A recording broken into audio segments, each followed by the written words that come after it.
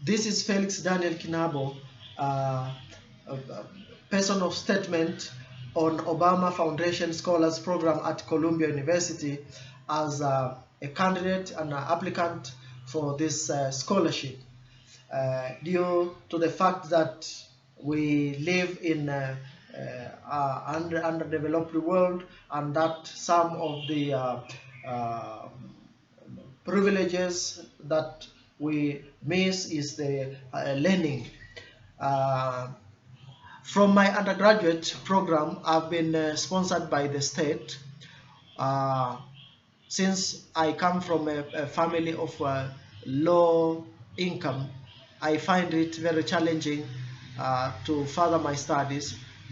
Nevertheless, also the employment after graduation also in Tanzania is very challenging in a way that is very difficult also to earn money enough to pay for the state loan that I received during my undergraduate, as well as sustaining my family.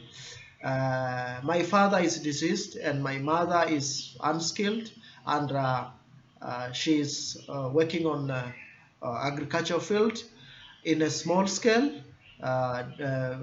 Cultivation is by hoe, and we only depend on rainfall.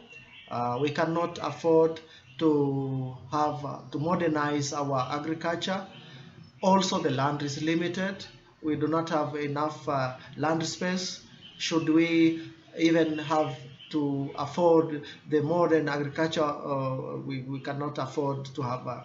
So that's a bit background of myself. But in Obama Foundation Scholars Program at Columbia University, I find when I heard about it, I thought that this would be something that will further my long stagnant career due to socioeconomic hardships. And I thought if I'm privileged to get an opportunity to join Obama Foundation Scholars Program at Columbia University, I will take my knowledge and share with the people back home then to make sure we develop and we fight poverty to the level that we are self-sufficient in terms of healthcare, in terms of education, in terms of